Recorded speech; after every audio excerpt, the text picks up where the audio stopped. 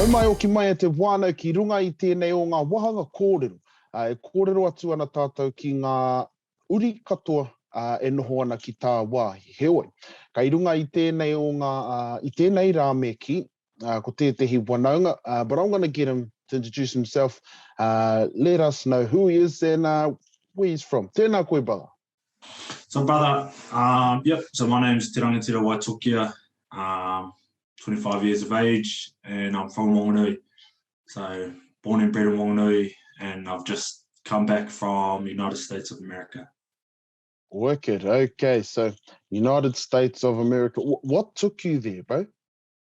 I got offered a contract for rugby, bro, to play in the professional division over there. So I went over in early Jan, and just come back. So. Wicked. So without a doubt, you've seen all the carry-on that's been going on here with lockdown, COVID, Delta, the strains and whatnot. Just give our whānau a little bit of an insight, or if you could explain to us the COVID situation over in USA firsthand. Yeah. So when I first went over, I guess like the rules were a little bit strict, just around the mask mandate and whatnot. So when I first arrived, we pretty much had to wear masks everywhere we went, if we were in our training environments. And then they actually dropped that mandate about halfway through over there. So I was only there for a couple of months, and they kind of just normalized COVID over there. So, which was quite interesting, especially coming from home. New Zealand, like last year, and how everything was, especially when would only have a few cases, and how strict everything was. So I was definitely a different perspective, because I mean, before going over there, I was quite nervous. Obviously, you know, everyone knows how America is, quite bad with the COVID. So I was a little bit nervous going over there. When I first got there, I was still a little bit nervous, but then I kind of, you know, if I wanted to, because I mean, they weren't in lockdown over there at all, even though they were quite bad in terms of the case numbers and whatnot.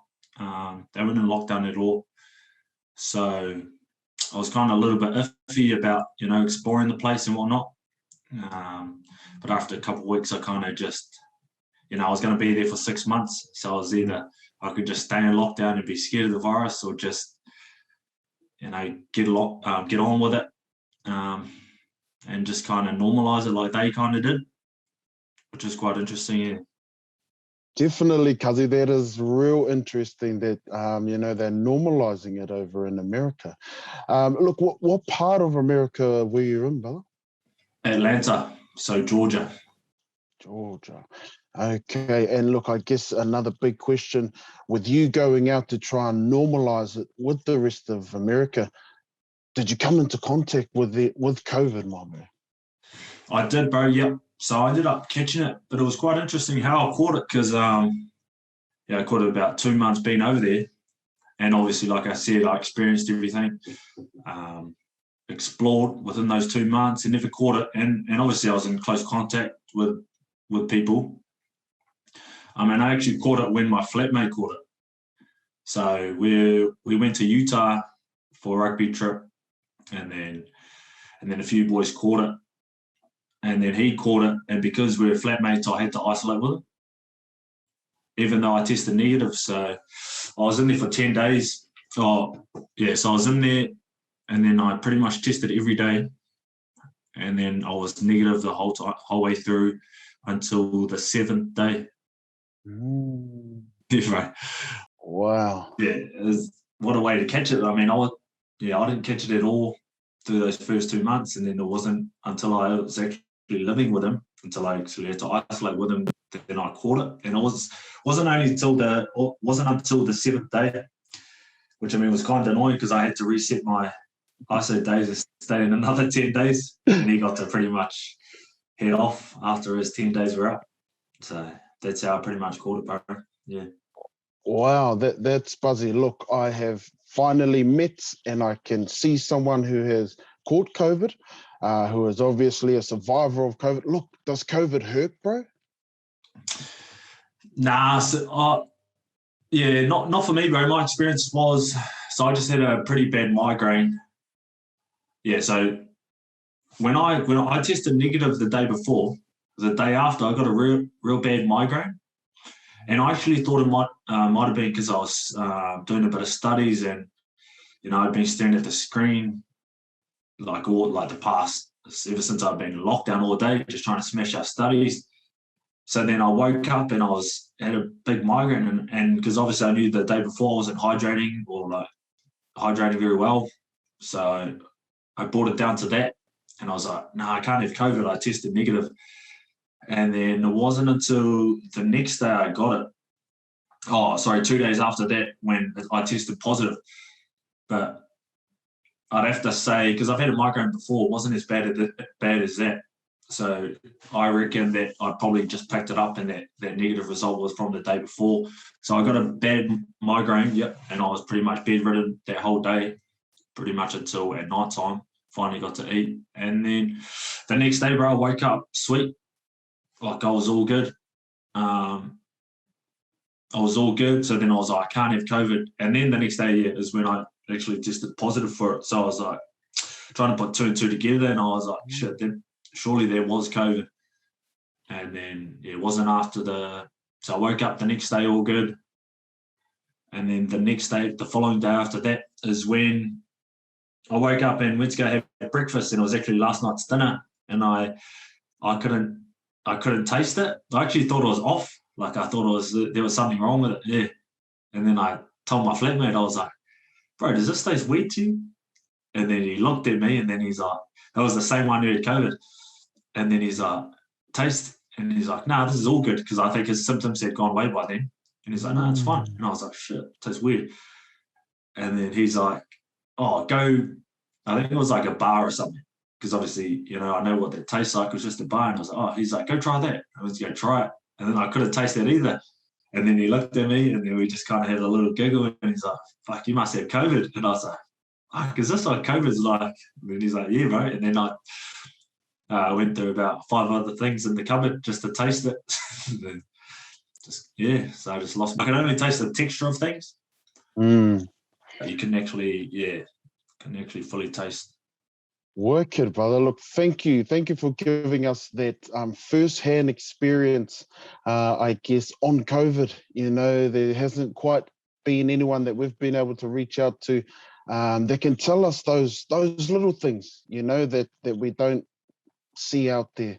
So tēnā koe, my bro. Thank you for sharing your journey and your story about COVID-19. Look, vaccination, brother. Are you vaccinated? Yep. Yeah, I'm vaccinated, bro. Yeah. Kapai, and do you think that helped you, fight off COVID a little bit more? It's hard to tell, bro, because I got it, and there's studies out there that say you can't actually, because you've already built up antibodies, because I actually got it first, that it takes a certain amount of months before you can get it again. So they were saying I probably wouldn't get it by the time I leave anyway. But I mean, I still wanted to get it just in case, why not? So, I still reckon, yeah. So my view on the vaccine is that it still does help. I would have got it. I was planning on getting it even if I didn't get COVID anyway, because a part of our, like with our footy and stuff and how everything's going over there, everything's kind of pushing towards getting, like, in order to travel with a team, you got to be vaccinated. Or one of the other reasons was because in our headquarters, if you're not vaccinated, then you have to test twice a week, and then you have to wear a mask in the headquarters. So all the boys are for that reason, because headquarters is where all the boys hang out and stuff, and we got a pretty good setup in there. So just sick of getting tested all the time, and sick of wearing our mask everywhere. So we're just gonna get vaccinated. It just saves the trouble. Yes, definitely, brother. Thank you for sharing your kōrero on the vaccination as well, as that is a big kaupapa kōrero that's flying around everywhere, I reckon, here. Look, before we do wrap up this kōrero, just give our whānau a little bit of a taste of America, brother. You know, like, I don't know, big lights. What are some highlights for you that you've seen and experienced over there other than COVID-19? Yeah, it's just pretty much everything, bro. Everything that you could think of what America's like. You know, we got, like, even our culture back here in New Zealand it's Americanized quite a bit in terms of our music, you know, the sports over there. So just like, I grew up watching like the NBA and all that kind of stuff. And then, you know, obviously movies, you know, we think of movies and it's in New York and all that. So getting to see all those places growing up and what I see on movies and like being there in the moment and stuff was pretty cool, bro. And seeing all the, just the culture and just how diverse they are and like the hip hop and the NBA, the sports, and just it was cool, bro. It was definitely cool. Wicked, brother. Look, thank you for coming on, sparing up some time to share your journey, your experience as well. What are some last words you want to leave with our whānau, I guess, to share some awareness around COVID-19? Probably, like, especially being back, I mean, it definitely changed my perspective on the whole thing. And, you know, I think there's two parts to it. Like, I think we do need to normalise it a bit. I feel like we can't be in lockdown forever, but then on the other side of that, we can be quite naive to the fact that, you know, is it man-made or is it all a hoax or whatnot?